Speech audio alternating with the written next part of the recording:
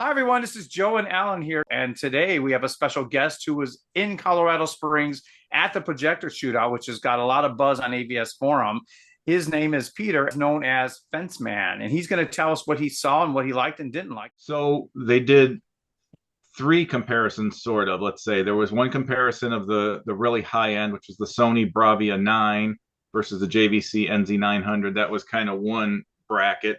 Then they had another bracket, which was the JVC NZ500, the Epson, what is the QB1000, the kind of entry level QB1000, and then the Valerian Pro 2. And then off in a separate room, Epson had their QL7000, which is their ultra bright. There was really no real competition for it, so to speak. So they just kind of had that in a separate room on a 180-inch screen, and that thing was really, really impressive.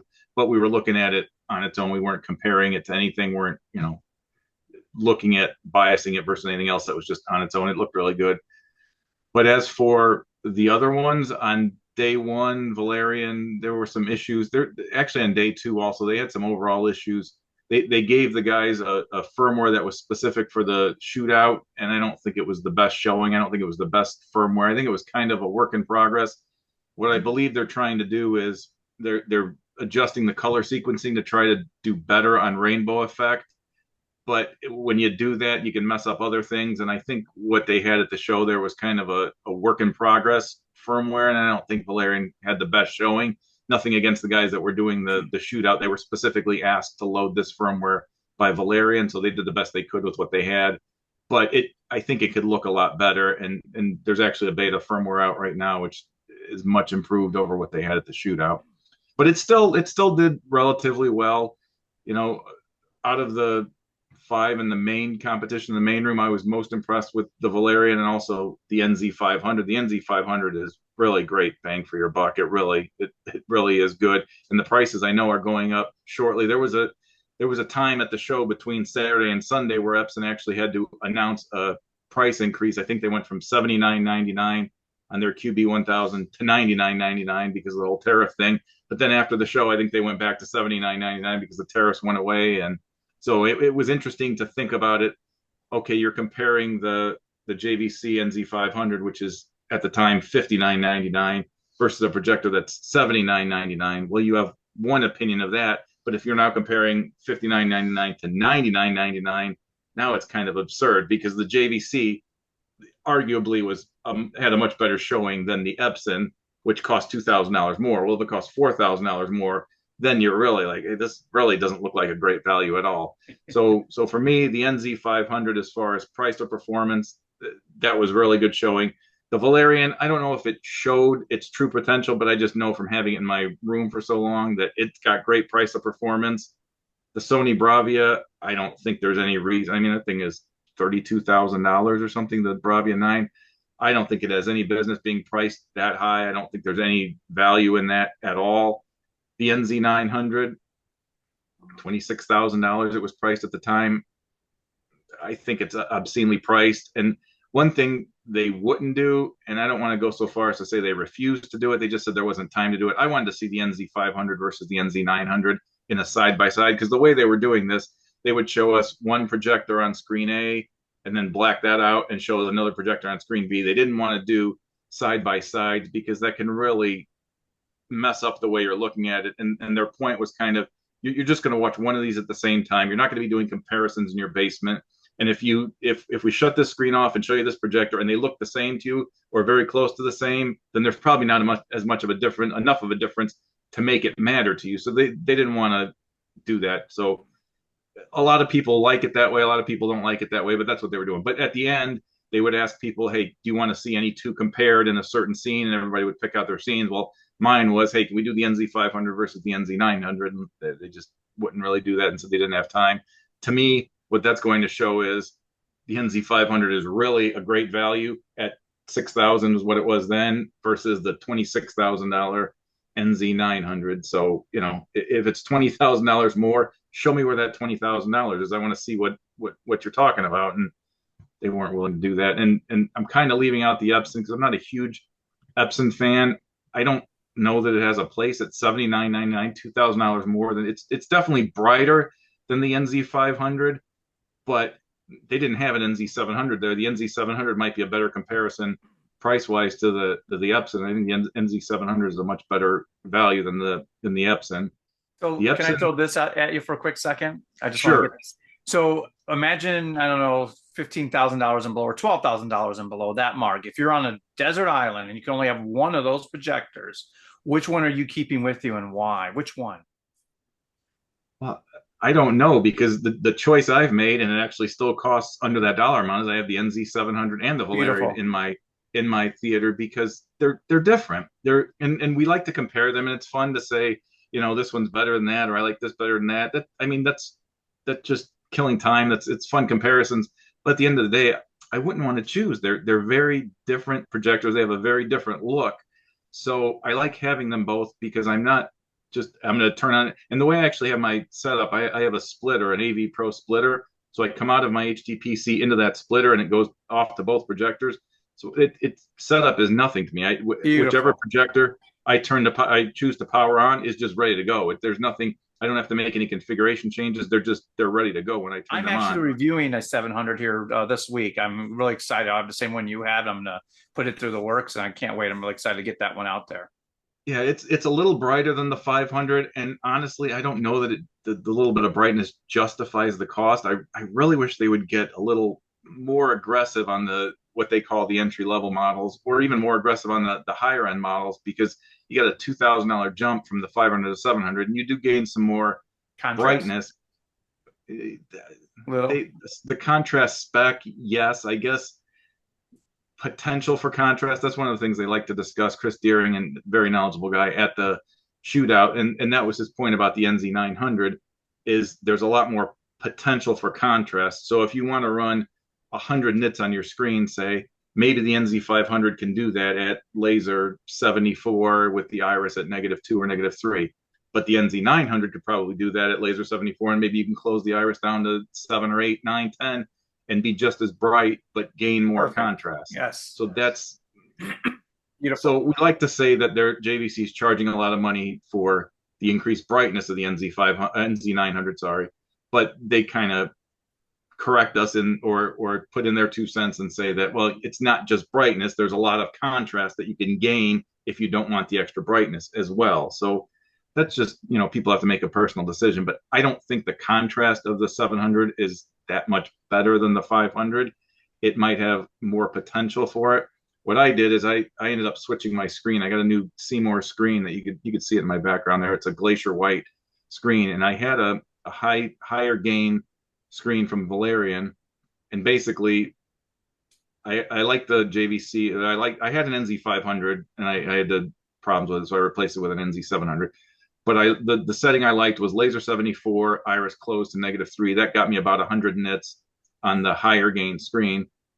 That wouldn't have got me 100 nits on this screen because I think I was getting maybe 1.3 gain from the Valerian. This one's more like 1.1. So I lost some light off of the screen, and I would have had to turn the laser up or open the iris up more on the 500. With the 700, I'm still at laser 74, iris -3, and I still get my 105 nits. So it did help me in the screen transition. The light did help me, but it's not cheap proposition to get that little bit of, three, Yeah, just a 400 little nits, bit. whatever, or lumens, what you're getting. Yeah.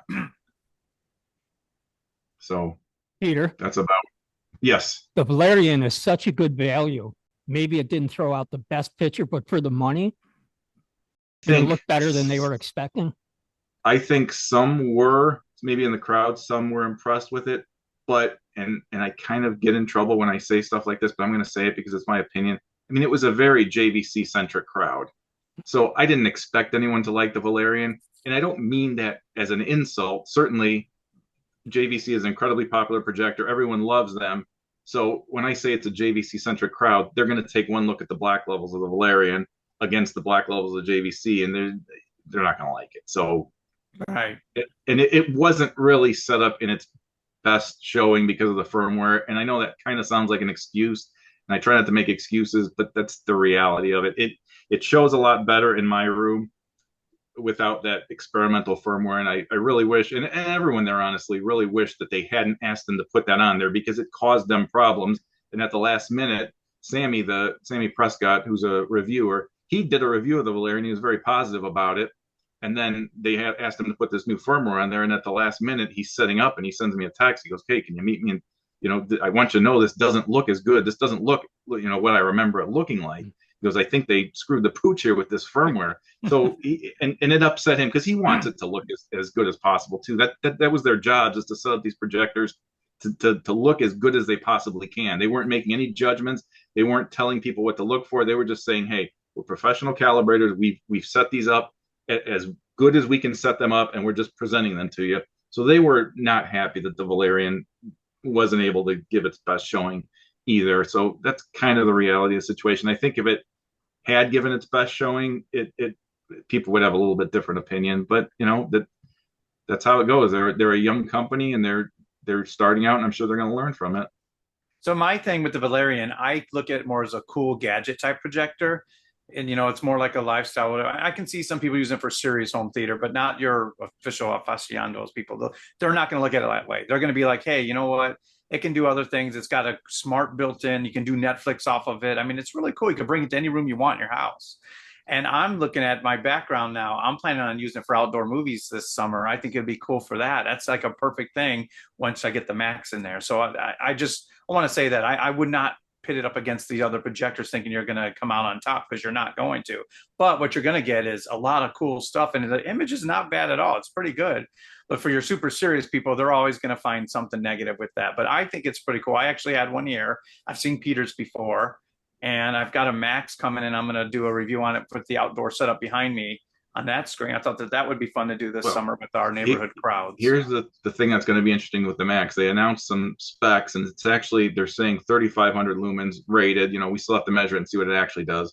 But the Pro 2 is only rated at 3,000 lumens, and I think we end up with 2,200 to 2,400, somewhere in there, once we calibrate it. So the 3,500, if we get it 28, 29, 3,000 calibrated, and then it's got an iris included. So we don't know how good the contrast is going to be once we're able to close down that iris. I don't know if you guys have heard, there's another lifestyle projector that's going to be, there's actually a couple that are going to be coming out soon, but the reviewers have this already. It's by Anchor. It's called Nebula, is the brand. It's called the Nebula X1. It's a triple laser projector, 3,500 lumens, and it has an iris on it. So this is the first triple laser that anyone has seen with an iris. And from what these reviewers are saying, and there's an embargo till like May 21st, so they can't post anything publicly, but I've talked to a couple guys. They're very impressed, and I think they're getting between, some of them are saying 4,000 or 5,000 to 1 native with the iris. Some of them are saying as high as 7,000 to 1 with the iris. And now you've got some light to burn if you're getting 28, 29, 3,000 calibrated lumens, and you close that iris down, and now maybe you end up with 1,800 calibrated lumens or something, but you greatly increase the contrast. So May is going to be a very interesting month, because those things are going to be hitting the mark. Well, like I said, reviewers have them already. They're going to be posting their reviews on May 21st. And the Max is supposed to start shipping. I think some people might have them in May, late May, early June. So we're going to see that. And there's new firmware that's dropping for the Max. And also Hisense has their new C3 that they're supposed to announce on May 8th. So it's for this little lifestyle kind of thing. They're really starting to heat up, and May is going to be a big month for them. And I don't think they care if you or anyone says, "Hey, it's not meant for dedicated theater," because they're probably selling them hand over fist, because the amount of people that put them in a dedicated theater versus the amount of people that are going to take them outside or put them in the living room, that's a much bigger market than guys like us with these, right, blacked out home theaters. Good point. Exactly. So I think getting in the home theater space is a bonus for them, but I think there's a much broader market that everyone is looking at. So any final thoughts on the shootout? Anything else that you just like to throw in there? No, like I said, the big thing to me is the price increase already happened on those NZ500s, or is it coming? May 1st officially, but the upper models, it's more of a drastic move. The 500, 700, it's not as bad. So I'm expecting a lot of those to move, people to jump in on board on the 700s and 500s. That was my takeaway, and it was actually another dealer that put on this shootout, and on AVS, he got a little offended when I said that some of the things he said were kind of salesman-y, but I think they were. But to me, he wasn't being salesman-y enough. If it was me, I'd have had 3 or 4 NZ500s in the box right there, trying to push them to people. Hey, look, you just saw these things, these prices. You know they're going to go up. Here, grab one now. I think Grab they one could have now. sold some. I that's my takeaway from the show. Setting aside the Valerian, which I understand didn't have a great show, so people probably weren't excited at the shootout to go out and buy that. But if you're going to buy a projector anytime soon, grab one of these 500s. They're very impressive for the cost. They're very, very impressive.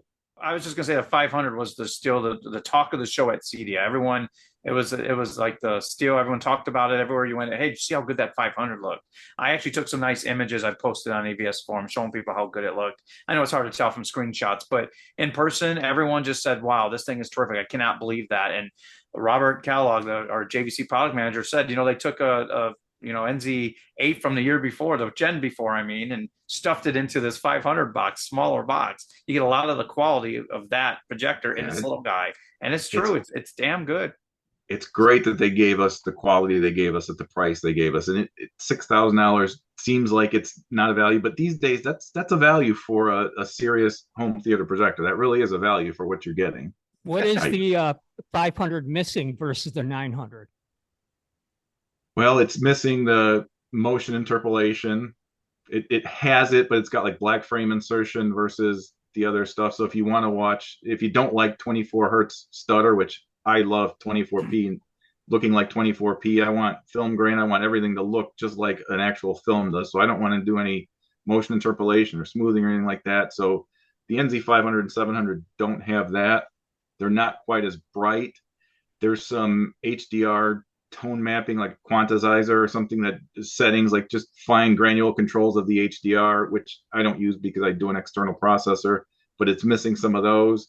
It still does really well with tone mapping. It does really well with everything. I don't think it's going to be as good as at gaming. Maybe it doesn't take as high a frame rate input, if I'm not mistaken, but I for watching movies, it's hard to beat that 500 and 700. And I don't see any way, unless you have some ginormous screen that you need to light up, that I could justify the cost of the NZ900. It's just too much money. We've sold a lot of 500s, especially Mike Garrett, but I've sold quite a few too. But I haven't had a single complaint. Everyone loves it. I've had people message me back saying this is a great projector. I'm so glad that I found it, and so glad you talked me into it. And a few 2200s here and there, or 700s is what we call it as well. But a lot of the 500s have been gone, and just everyone's super happy with them. Yeah, like I said, if I was a salesman and I showed everybody these projectors, I'd have been pushing that NZ500 really hard. Like, hey, you guys saw these. What else you need to see? Let's get you into one of these 500s. I would like to see JVC with the upper end models, the 800, 900, for what you're paying and what they're charging. Add some of the features that Valerian is delivering.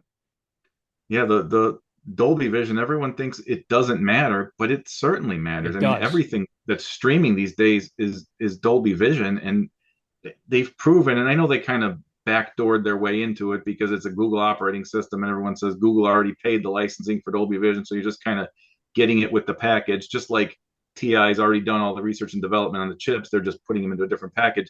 But there's got to be a way JVC could figure that out. There's got to be a way they could put higher quality dynamic tone mapping algorithm into there. I mean, this stuff is not rocket science anymore. Lumagen and MadVR, they've been around for years and years and years. Everyone knows how to put this together. It's just a matter of wanting to do it. Like Sony with their 8100, it's 32,000 or whatever it is now. You think they took 3D out, they could at least add a Dolby Vision or something for it, that expensive model. Here's an interesting thing. Sony asked them to play one particular movie. It's from, I forget what the name of the movie is, but it's a very bright white snow scene. Oh. And Sony did really well on the tone mapping there. And they kind of tried to adjust the JVC, and here I can make it look like, no, they couldn't make it look like that. So Sony did make some improvements to their tone mapping, and they wanted to make sure everyone saw that. And definitely they beat everyone on this one particular scene. Everybody just washed this thing out into a white blur, where Sony had all the fine details in there and everything. So nice. They specifically asked for that. So they have greatly, and Epson too, to improved a lot, because their LS12000 tone mapping was nobody liked. The new model, the QB1000, is much improved. I think all of these are pretty well, that you don't necessarily need a video processor anymore. but it would still be nice that they would make some more progress here. There's no reason they can't do Lumagen or MadVR level tone mapping in one of these projectors. It's just a matter of wanting to do it, I think. I also want some And good zoom modes. I like my VPs to do in a zoom. I still love my 16:9 screen. When we get those big black bars, I use my VP obviously to zoom them in, out. I would love to see a projector that offered like nice zoom modes like that. That couldn't be too hard to add. here's a cool thing that you should start selling, Joe. If you could see in the background, you see the masking panels on my screen. That's Yes. a new Seymour screen I got. Those are motorized masking panels. So I've got a remote and I could just hit the button and the masking panel will go down to 16:9. It'll go to 1.85. It'll go to 2.2. It'll go to 2.2, 2.35. So it'll do all those adjustments manually. And that's just I've always had masking panels, but I've always had to put them on and take them off, homemade. And it's amazing to me that, yeah, it's amazing to me that most people don't mask. Like the whole shootout would have been a whole different story if they just had masking panels on there, because of course when you're looking at these, they're gray bars. Even with the JVC, they're not black, obviously, that they're gray bars. When you're looking at Epson or Valerian versus JVC, you're seeing these huge bars, and there's a massive difference. If you just cover up those bars, it's not as much. You know what I mean? Oh, And yeah. to me, that's the biggest improvement anyone can make in their theater. Number one, get a decent room. You don't want to have the thing sitting in a room with a bunch of white walls bouncing the reflections everywhere. But mask these black bars. That's you're gonna increase your perceived contrast more than almost anything else you could do just by getting rid of those black bars. You don't need to be looking at those while you're watching the movie. Yes, I just put mine on behind me. That's what my screen looks like behind me. But yeah, that's a cool concept. It'd be really nice to do something like that. Yeah, and Seymour's got a decently priced. It's not cheap, but it's not as expensive as some of these other ones. And it's the Glacier White's a really cool material. It's really nice and neutral. Yeah, I'm really happy with it. I think it's one of the best things I've bought in my theater for my theater in a long time. And we sell Seymour as well. So I got it from Mike. Yeah, they were very helpful. Like I said, I started out with just a simple remote that went to scope and not scope, scope and 16:9. And I said, can we do other aspect ratios? And they have another kit that comes with either this remote or I could do it on a web interface, like on my phone or computer or tablet, and it'll go to all the 4 different aspect ratios I picked, and then I can do custom ones even and set it to where I want. The only thing it can't do is 2.76, which is pretty rare because it can't go higher than scope. It stops at 2.39, but anything under 2.39 it'll mask. Even 1.85, when you just have that little black bar, you get rid of that and it really improves the picture. So it's really cool. I could just hit a button on a remote, and you could also, if you have a Lumagen, or there's a million different ways, but it could talk to your kaleidoscope, it could talk to your HTPC or your video processor, and it could sense, hey, I'm watching a scope movie, and it'll automatically move the masking for it. I haven't gotten that far into it. I just used the remote, but that's something that can be done. So it's really cool. You mentioned Lumagen. Did they have both MadVR and Lumagen there? They did. I've owned both, but I haven't owned a Lumagen in a lot of years. And it's been a couple of years since I owned a MadVR also. But they did not do any side-by-side comparisons. They had a guy from MadVR there, and they had Chris Deering, not from Lumagen, but the owner of Lumagen couldn't make it. So Chris was kind of representing them because he knows everything about them.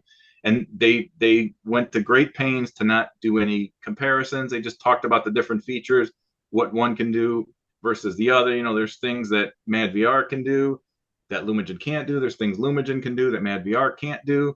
So they kind of sold them as, pick your poison and whichever one fit your use case the best. That's another thing I think is great is Lumagen in the last year or two came out with a lower cost model, and MadVR came out with their core model, which is a lower cost model. So I think it's good that we're getting these options at the quote unquote entry level. But yeah, there was a little bit of tenseness on Saturday where they started kind of getting into it about features. But besides that, everything was very cordial, and they just talked about the different features and stressed that, we can sell you whichever one is best suited for your environment. We are actually segueing. That's a good segue there. We are actually planning to do a show on the different video processors. We're going to do one with MadVR and do one with Lumagen. So we think that'll be something people will be interested in watching and learning, and just, seeing the two different. What's interesting, Joe, you probably don't want to get into this in the video process, but there's a whole DIY section also that people can build these things themselves, and it's come a long way. And you can make them pretty close to dedicated video processors like mine. You just turn on the computer and pops up on the screen. There's no user interaction. There's no mess with anything. If I want to change anything in the menus, I have to do it with a keyboard and mouse. But other than that, it's plug and play once it's set up. I should have you text me what you're using out of curiosity. I'd love that. Yeah, it's called JRiver. It's a supported program. So you could actually do, someone came up with a program called Video Processor where you could kind of build your own Mad VR, but it's not supported. And he actually actively blocks any new versions of HTPC Mad VR that he comes out with from working with a capture card. Because you have to build an Envy. You have a computer with a capture card. You have to use a splitter or something to break HDCP, the copy protection thing, because these cards won't take HDCP in properly because of the copy protection. But once you do that, you get the video signal in, and you can basically manipulate it. So you can do it with an older version of Mad VR, but JRiver is supported, and they have no problem with it. And someone came up with a way to use Magewell capture cards. The capture card's not cheap. I think I paid like $900 for it, but they had found some deals where there were some on eBay that they were buying for a couple $100. But yeah, it's a really cool concept. So that was always the missing piece of the puzzle, the capture card. So you're saying there's a capture card HDMI input. Is it 2.0? Can you feed it 4K? Yes, actually two kinds. There's a DeckLink card. There's two DeckLink cards that are supported in the program. Is literally called Video Processor, and it basically uses Mad VR as its renderer. And then the JRiver program uses a Magewell capture card. And the guy actually that's doing the plugin for JRiver is expanding, and he's trying to support other capture cards as he can. But there's no magic to it other than, like I said, you have to strip HDCP from it, because they'll give you a black screen if you're sending it protected video. But you could just get a $10 Amazon splitter and essentially break that, which is completely illegal, but obviously everyone does it. That's the whole secret sauce. With everyone wonders why the Envy costs so much. Well, they have to pay all these licensing fees and everything that if you're building your own DIY computer, you can ignore. You know what I mean? That's the reason really good news.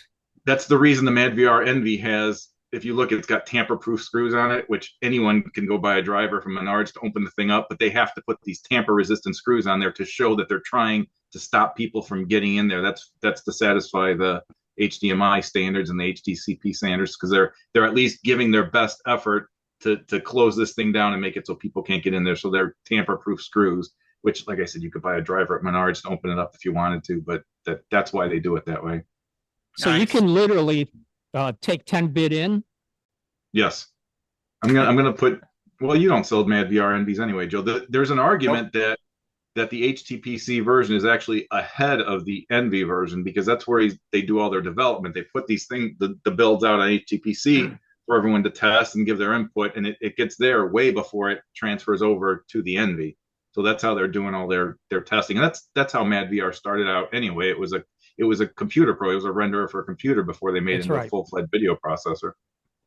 Yeah, JRiver has their own renderer. Their renderer is called JRVR, so it's JRiver spelled JRVR. JRiver Video Renderer, and we all, as a AVS and forum community, the Interact Forum where JRiver is, over the last 3 or 4 years, gave them a whole bunch of feedback, and the developers there are very good at taking advice, and they made a bunch of changes to their tone mapping algorithm, to everything. Another funny thing, the one like Mad VR Envy can do that Lumagen can't do is screen correction. So if you have an anamorphic lens and you need to correct the bow or anything like that, you can do that with an Envy. You can't do that with a Lumagen. You can do that in the free JRiver, not free. JRiver costs, I think, $60 or $70 or something to license, but it can actually do screen correction like that. So if you had an anamorphic lens, you can use JRiver to correct it. It's not as easy to set up as an Envy is, but it can essentially do what an Envy can do as far as screen correction goes.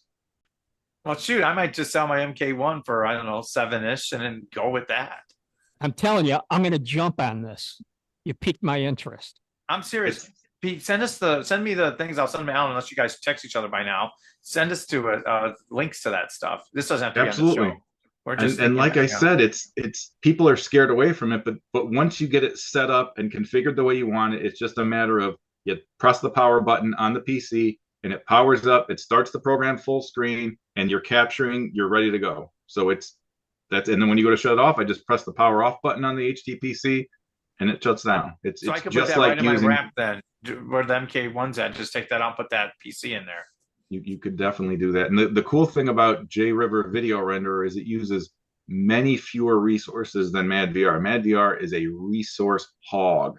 So, I mean, you can't have a powerful enough GPU when you're using MadVR if you want to run all the different features.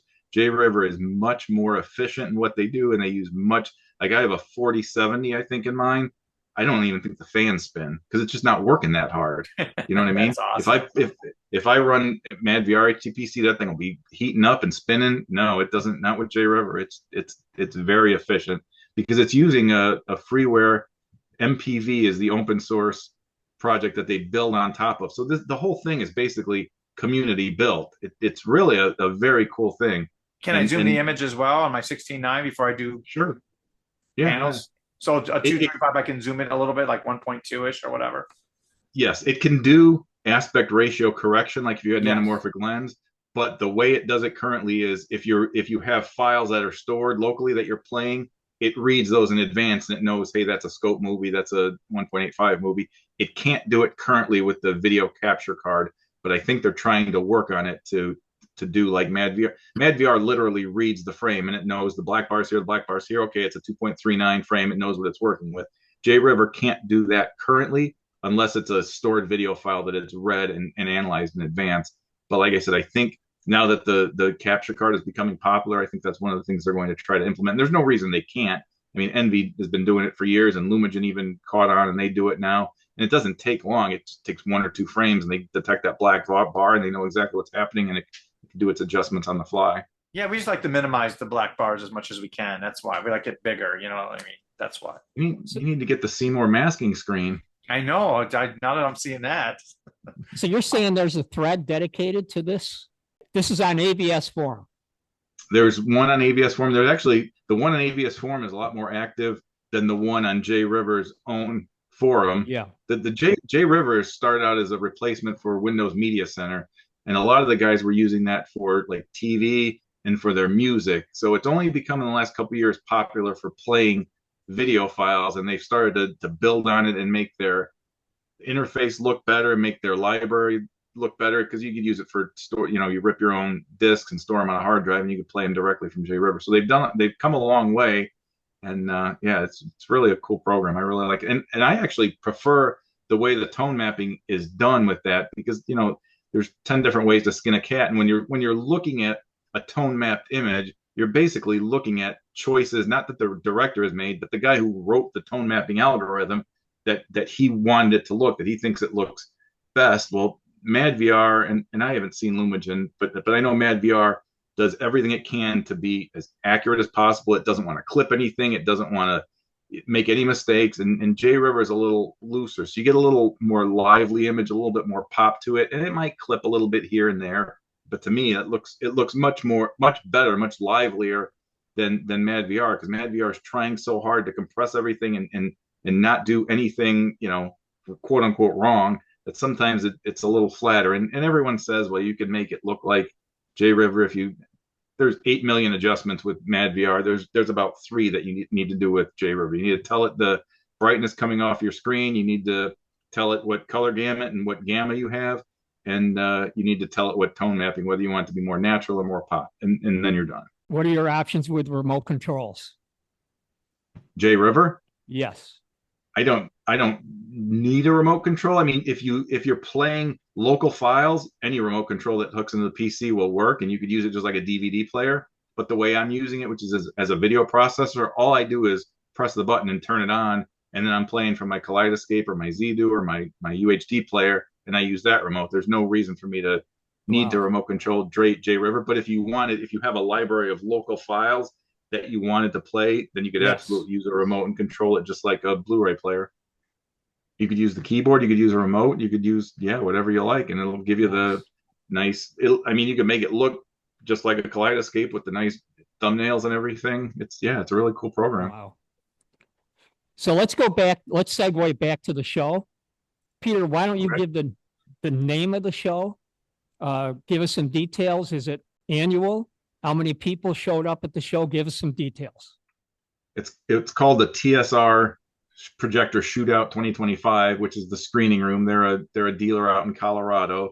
I think they do one every year or every couple of years, maybe when new projectors come out. This is the first time I've gone to it. The turnout was a little disappointing. I know they were a little disappointed. I think there was 15 or 20 people there on Saturday and 10 or 15 people there on Sunday. So it wasn't, they said in the past they've had packed rooms. And what John, who's the owner of the Screening Room, said is everyone's expecting to live stream it. Everyone's expecting to watch it on YouTube. And his point is we're not going to do that. You can't see what these projectors are by us taking video of them. You have to come here in person. And that's the whole point. We're going to show you what it looks like. We're going to set these things up properly and show you what it looks like in person. We can't videotape this. We can't live stream it. We can't show you what projector A versus projector B looks like by taking a photograph of it and you're looking at it through your monitor. So you're looking at a picture of a picture on a different monitor.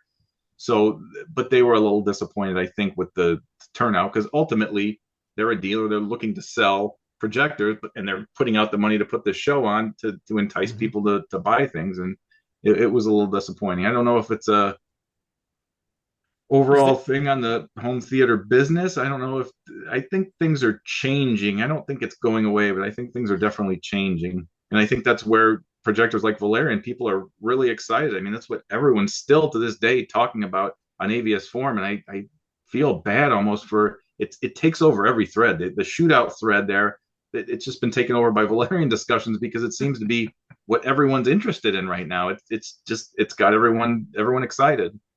Is there a cost for the show? No, there was no cost. Is there food? They had the owner of the Screening Room invited everyone over. I didn't go, but he invited everyone to his home on Friday night. And if you wanted to eat and drink, they asked for a donation because they paid for it. But no, there was no food provided at the show. Mm-hmm. It was just, I mean, it's a small room and like a conference room in the hotel. They set it up really nice, but it was not a huge event. It was just kind of a small, intimate gathering. You want to take a minute and summarize top to bottom what you thought was the very best and what you thought was overall the best value? It's actually interesting because someone did ask me if they were giving away projectors, no cost, and they said you could take any one of these projectors home, which would you want? My initial thought was the NZ900. Then, you know, when you think about it, the QL7000 from Epson is really, really interesting. It's a 10,000 lumen projector. It's water cooled, so it's completely silent. You don't hear it. They had it on a 180-inch screen, and I think they were getting 350, 400 nits. It was insanely bright. It was insanely colorful. It looked really, really amazing. It didn't have JVC black levels, obviously, but it was really, really impressive. So I might and that's, I think, a $35,000 or $36,000 projector. So I might choose that one where cost no object and they were just giving them to you for free. That might be my pick. I was going to say cost being a thing and trying to value, and that's actually what I'm about. I don't mind spending money on something, but I want to get my money's worth. I don't want to spend $26,000 on a projector that's 2% better than a projector that costs $6,000. That doesn't make any sense to me. So to me, from just specific to that shootout, the NZ500 was pretty hard to beat for $6,000. I know, even though it didn't really show it at the shootout, the Valerian at $3,000 is incredibly hard to beat. I think a lot of people can just buy that thing, plug it in, and it's got the apps built in. It's got Netflix built in. I think there's a huge market for that, for people that just want to shoot it at a wall or shoot it in their living room or take it outside, like Joe said. I think there's a huge market for that. So the two bang for buck for me was the NZ500 and the Valerian. I don't think there's any value at all in the big Sony, the big JVC, or the big Epson for that matter. They're very cool, but they're obscenely overpriced. And I understand there's a limited market for it, and they have to price it the way they have to price it. But to me, they're obscenely overpriced. To me, they would make much more in ways if they would just go after and give some value. And they did with the NZ500, push those things, sell those things. That's what people want to buy. They don't want to buy these $26,000 projectors. The Epson, being LCD, could you see the pixels? Screen door effect? Yes. No, not at all. In fact, one of the things Chris Deering and Sammy Prescott, the two professional calibrators, one of the points they made was, okay, the Epson and the Valerian are pixel shifters. They're native 1080p projectors that shift their pixel 4 times to create a 4K image. So, but in reality, you can't see that. You can't tell the difference. It's for all intents and purposes, it's 4K. So the whole screen door, and people actually, some guys on AVS say they can see screen door on the Valerian. I can if I get very close to the screen, and I think there's a couple guys that are sitting 7 foot away from a 150-inch screen or something. I think in that case you could probably see it, but in any normal viewing distance, like I said, about 9 feet away from my 120-inch screen, I don't see any screen door at all. I had to put my nose to the screen to detect anything. It was very hard to see the Valerian I had here, and you know, the QV 1000 I reviewed as well. Like you guys said, it's a terrific image, and I really liked what I saw with it. Pretty bright, nice blacks, you know, a pretty good projector all around. Great motion without a VP. So I'm just saying, I don't know that screen door is really a thing anymore with 4K. I guess if you sit really close to a big screen, maybe you can still have an issue with it. But I think for the most part, that's gone. What screens were they using at the show, and what gain? They were 1.0 neutral gain. Were they perfed? No, they were not perfed. They were solid. I forget it's on the tip of my tongue now. What's the high-end brand? Stewart? Not Seymour. Stewart. They were Stewart screens. They were whatever the I don't know if they call them Snow White or they were Snow Matte. Snow Matte. They could have been Snow Matte. Studio 1.0 screens. Chris Deering made a point of saying they picked them because they're not going to influence the projectors. They're not going to add anything. They're not going to take anything away. But he also noted that it's not a screen that he would recommend in most people's environments. Most people are either going to need, like you said, a perforated screen for their audio, or they're going to want a screen with some gain to get more brightness. There's not a whole lot of a market for just a solid 1.0 neutral screen, but that's what they picked, I think, so they didn't have the screens influencing the projectors in any way. What was the source material they were using? They were playing playlists from a Kaleidoscape, and they also had a USB drive, which had just some like Sony provided high definition, not 4K highlights of like the World Cup or things like that. So either a USB drive or the Kaleidoscape, which is actually very interesting because once I left the show and I knew what I saw there, I was able to come home and I have a Kaleidoscape. I could get the movies if I don't already own them. I could play the scenes that they were playing and compare the NZ700 to the Valerian myself. And it was just an interesting, both projectors looked a lot better in my room than they did there. And I don't know if that's just because I'm familiar with my room or because my room's completely blacked out where those rooms weren't. Maybe they're set up the way I like them. I don't know, but it was kind of revealing that not just the Valerian looked a lot better than it did the show, but the JVC also looks a lot better in my room than it looked in at the shootout there. If they were using Kaleidoscape and Blu-ray, could you tell a difference between the two? No, but there's actually a very heated conversation going on in AVS Forum right now. Some guys were comparing the Meg is a horribly mastered HDR title. It's mastered at 4,000 nits. It looks horrible on most things, unless you have like a Lumagen or MadVR that can deal with something that's that bad. So we were looking at the Kaleidoscape version versus the UHD version, and it appears that maybe Kaleidoscape is doing something to correct some of the problems of the UHD. Chris Deering says, no, they're not doing any tone mapping. They're not doing anything to it, but it looks like there might be some difference. So generally speaking, I can't see a difference because I watch a lot of UHD rips and I have Kaleidoscape.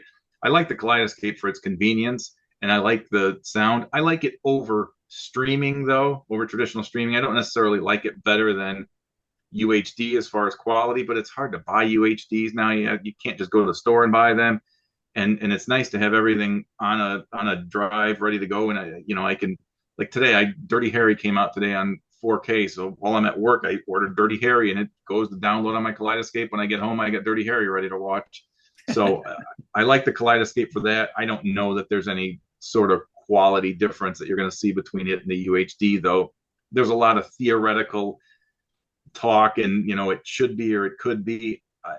I know it's every bit as good as a UHD and it's way better than streaming, but I don't know that you can make an argument that it's better quality than UHD. There's a lot of things it has going for it that I like that aren't necessarily quality related, that are just, quality of life features. We had a meeting with Ian on from Kaleidoscape on Friday, and he told us the number one downloaded movie right now currently is Tombstone, Val Kilmer tribute. Thought that was pretty neat. Here's a funny thing. I always am browsing new movies, and I like to get the obscure movies. There's a new movie, a David Arquette movie that just came out. It's called Mob Cops. Yep. So I bought it. It was $14.99. And I get download failed. Download failed. I was getting download failed for 2 days. I finally posted on the Kaleidoscape forum, is anybody else seeing this? And one of the guys said, yeah, I'm seeing this. I'll contact Kaleidoscape. And I emailed Kaleidoscape, and I got an answer right back. Yeah, it's an issue on our end. We're going to fix it, and then we'll automatically throw it back in your queue so it downloads. But I must have been the only one that had bought this movie, because it took them days to notice that the thing wasn't downloading. Working Man is a really good movie. That was a big one too. Yeah, I want to grab that on Kaleidoscape. But there's another, Kaleidoscape has a test pattern that you download, and you're supposed to set your brightness with it. And it was driving me crazy with my JRiver setup, because it's a little complicated when you do the HTPC. You have full versus limited. You have to make sure the PC is in the full or limited, and then your projector's matching full or limited, and then you have the renderer doing its thing. So I was just verifying, and I couldn't get it right with this. And I'm like, I must be doing, and I thought for the life of me, I must have a level mismatch. I must be doing something wrong here, but I couldn't make it right. So then I downloaded some other patterns, and the other patterns were exactly as I expected. Everything worked perfectly. So I'm like, this can't be that this pattern that they have on there is wrong. So I'm saying something on AVS Forum, and they kind of laughed at me. So I said, I bet this thing is. So I emailed Kaleidoscape support. I said, can you just check, is this pattern right? Because here's the problem I'm having. And one day at work, I get a phone call, and I answer, and it's Andre, I think his name was, from Kaleidoscape. And what are you talking about? What do you mean? And I'm trying to explain to him. I'm like, can you please just look at it? Please just look, because it seems like something's wrong. He says, okay. And he's very nice. Not like he was arguing with me, just he didn't understand what I was saying, or how I was coming to the conclusion that the black levels looked like they were raised on their pattern. Well, about 2 days later, I get an email from him, hey, Peter, you know what? You're right. The pattern is outdated. It's not, we're going to have to correct it. And the same thing, I'm thinking, how many years has this pattern been up there and people don't notice that it's wrong? But yeah, but they're very responsive. And I think I told you in the last thing, No Time to Die. Also, there was the metadata, the HDR metadata had an error in it. It didn't look right on JVC, on my JVC projector. And then I switched to Valerian, and it looked fine. And then I would switch back. I'm like, this isn't the difference in the projectors. There's something else going on. So I started investigating, and all of the Daniel Craig movies have a DML, which is the metadata for the HDR, saying whatever maximum luminance, I think. All of them were mastered at 1,000 nits, except No Time to Die said 10,000 nits. I'm like, this can't be right. No. They must have put 10,000 where it should be 1,000. And the whole thing is the Valerian's ignoring the metadata, so it didn't even matter. It's not using that for anything. It just ignored it, so it displayed it fine. The JVC is using that metadata in its tone mapping, so it looked horrible.